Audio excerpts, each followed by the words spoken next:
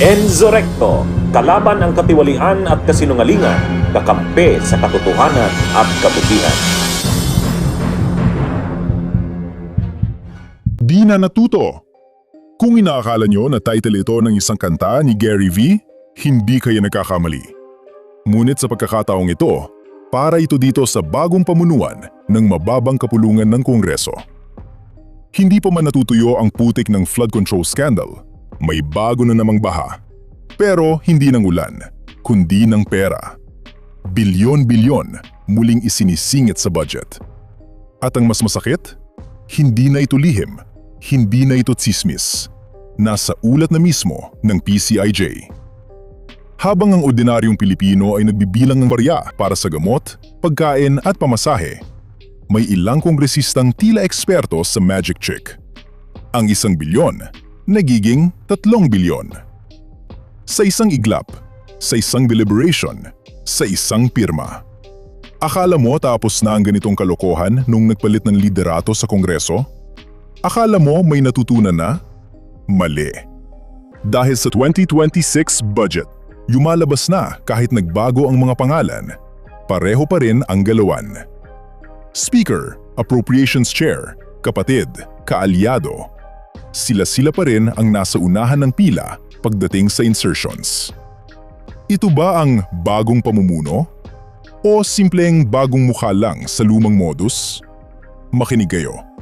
Dahil kung may natitira pang hiya sa kamera, na yon dapat lumabas. Hindi pa nga tapos ang issue sa questionabling insertion sa 2025 budget, tila hindi pa rin talaga natututo ang ilang kongresista. Sa ulat ng PCIJ, House leaders pa raw mismo ang may pinakamalalaking singit para sa 2026 budget. Ilang buwan na ang nakalipas matapos magkaroon ng palit liderato sa Kongreso, bunsod ng sunod-sunod na pagputok ng issue na may ugnay sa flood control scandal. Pero sa House of Representatives, napalitan man ang mga pangalan, parehas na mga posisyon pa rin ang nakatanggap ng pinakamalalaking insertions sa 2026 DPWH budget, ayon sa huling ulat ng Philippine Center for Investigative Journalism o PCIJ. Una sa listahan ay ang pumalit kay Congressman Martin Romualdez bilang Speaker na si Isabela 6th District Representative Boji D. Ang distrito ron ni D ang nakatanggap ng pinakamalaking insertion mula kasi sa isinumiting proposal ng DPWH, tinatayang 1.1 billion pesos lang ang allocated. Pero tumripli ito sa 3.1 billion pesos sa House proposal matapos magkaroon ng halos 2.7 billion peso insertion. Pangalawa sa listahan ang pumalit kay resigned Congressman Zaldico bilang Appropriations Committee Chair na si Nueva Ecija 1st District Representative Micaela Swansing. Sa initial proposal ng DPWH, 1.6 billion pesos lang ang allocated sa distrito ni Swansing, pero dumoble ito sa 3.4 billion pesos pagkatapos ng House Budget Deliberation, kung saan nagkaroon siya ng tinatayang 1.77 billion peso insertion. Sumunod sa ikatlong pwesto ang kapatid ni Swansing na si Sultan Kudarat 2nd District Representative Bella Swansing na nakatanggap ng 3.9 billion peso allocation matapos ng tinatayang 1.6 billion peso insertion. Sa kabila naman ng resignation bilang speaker at pagkakadawit sa mga nakatanggap umano ng bilyong-bilyong kickbacks, ang presidential cousin na si Romualdez ang isa raw sa mga nakatanggap ng malaking bulto ng 500 billion peso allocable at non-allocable funds ng DPWH. Nakatanggap ang distrito niya ng 6 billion pesos, mas mababa sa originally proposed na 9.9 billion pesos. Ang distrito naman ni Congressman Bambi Emano ang tanging nakakuha ng mas malaking allocation sa House Budget Proposal na 6.35 billion pesos. Marami ng good governance advocates sa bansa ang nanawagan na dapat naayon sa populasyon at poverty rate ng isang lugar ang sistema ng pag-allocate ng infrastructure budget sa bansa. At ayon sa report ng PCIJ, hindi ang distrito ni Romualdez at Emano ang masasabing pinakakapos at may malaking populasyon sa buong bansa. Mga kabunyog, mga kababayan, itong itong tungkol dito sa 2026 budget. Parang pa rin mayroon na namang issue tungkol dito kay Speaker Boji D. at sa chairperson ng House Appropriations Committee na si Congresswoman Mika Swansing. Parang nauulit na naman kahit yung nakaraan.